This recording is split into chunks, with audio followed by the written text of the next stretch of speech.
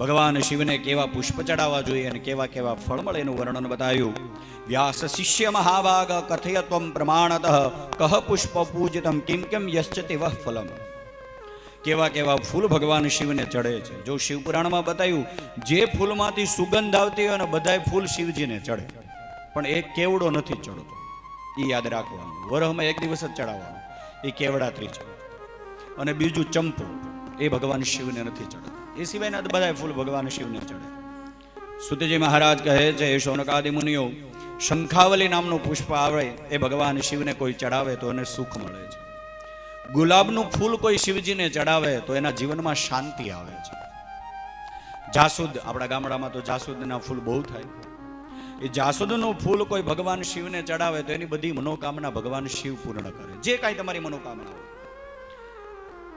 કોઈ જાસૂદના ફૂલ ચડાવે એની મનોકામના પૂર્ણ થાય.